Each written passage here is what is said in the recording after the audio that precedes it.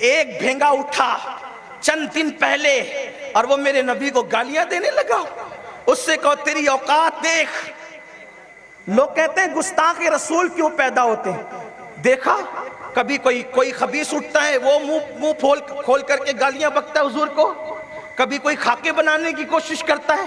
کبھی کوئی گھر کی چار دیواری میں بیٹھ کے میرے نبی کی توہین کرتا ہے. کسی نے مجھ سے پوچھا یہ گستاخ کیوں پیدا ہوتے ہیں. میں نے کہا جب جب زنا ہوتا رہے گا تب تک گستاخ پیدا ہوتے ہیں. دیکھو کافر ہونا الگ بات ہے, گستاخ ہونا الگ بات ہے. ہر کافر گستاخ رسول نہیں ہوتا, ہر کافر گستاخ رسول نہیں ہوتا, لیکن ہر گستاخ کافر ہوتا ہے. تو جب مائیں خطا کرتی ہے, بلکہ اپنے ذوق کے مطابق کہوں, جس کی ماں نیک نہیں ہوتی اور جس کا باپ ایک نہیں ہوتا وہ میرے نبی کو گالیاں دیتا ہے. اگر مائیں شریف ہو جائے, کسی مذہب کا ہو. چند دنوں پہلے ایک نے منہ کھول کے بکا نا لوگ درد میں ہیں. میں کہا کیوں درد میں ہو؟ نطفہ ناتحقیق ہے, گالی نہیں دے رہا ہوں.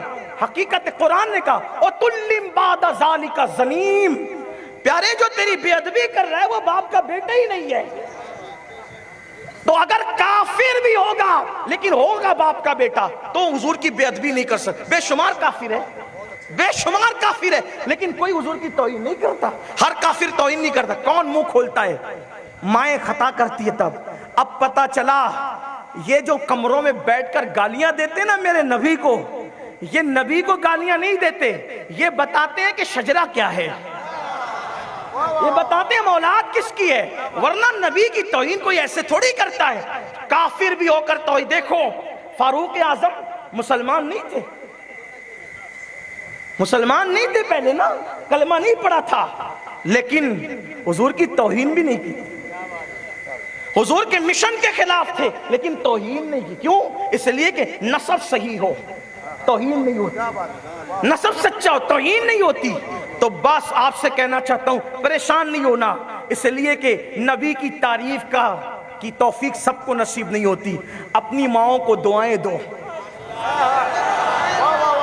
ماں بہت احتیاط سے گزری ہے اسی لیے عشق رسول کی دولت نصیب ہوئی. اپنی ماؤں کو دعائیں دو, بڑی احتیاط سے گزری ہے, بڑی پاک دامنی سے گزری ہے, اسی لیے نبی سے وفا نصیب ہوئی ہے. ورنہ ہر کوئی نبی سے وفا نہیں کر سکتا. بہرحال میری گفتگو کا عنوان وہ نہیں عرض کر رہا تھا, کتنے حسن